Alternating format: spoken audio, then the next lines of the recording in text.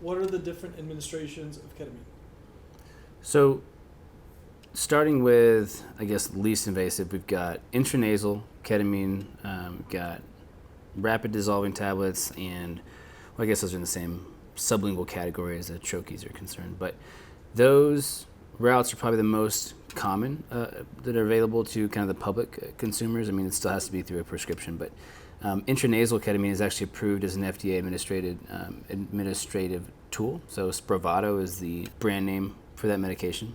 You kind of have to do it in a psychiatrist's office or in your therapist's office under supervision to make sure that everything is going to be tolerated well. And the other ones are kind of the ones that Mind Bloom uses and the different at-home ketamine programs that kind of keep popping up. That's what they use. The efficacy of those are about 3 times as the intravenous or intramuscular routes of administration. So typically the dosing is kind of what takes the most time to figure out how you're going to get to that dissociative space for the therapeutic effect to take place.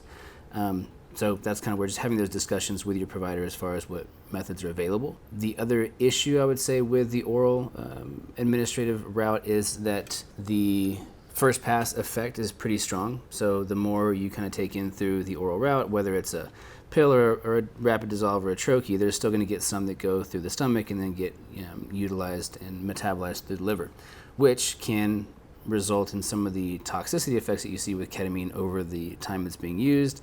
It builds up in the bladder as far as excretion is concerned. So a lot of different things to consider in that regard. Now, the most common clinically administered forms of ketamine are going to be intravenous and intramuscular. These two have a very different time course and controllability when it comes to what to expect. So clinics that use the intramuscular route are going to give you a shot. It's going to kick in probably 3 or 5 minutes, and whatever you take, you're going on a ride, right? There's no dose adjustment after you do your injection. So most places will start with kind of a lower conservative dose to see how you do with it, not really expecting to get much of the therapeutic benefit, but to kind of constrain what to expect as far as the dosing is concerned. With intravenous administration, it's a lot easier to actually over or underdose in concern or in consideration of who the person is, because it's controlled by the actual roller clamp or the pump that people are using for the intravenous infusion. The nice thing, and that's actually what we do in the clinic here, the nice thing with that is that if you have someone who's particularly anxious or doesn't know what to expect in terms of kind of being out of control, is you have a very honest conversation about what to expect. No matter what the dose is, if the drip rate is controlled, then basically you're going to have a lot nicer time controlling how the experience goes. And that's kind of why we prefer to use it that way. It's a little bit more intensive as far as the setup goes. You have to know how to start an IV, how to administer an IV.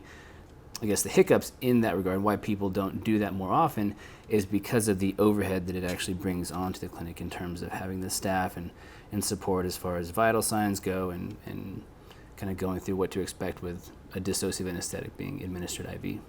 Now, when it comes to the effectiveness, they all have various degrees of efficaciousness, but it really kind of boils down to, again, what they're being used for.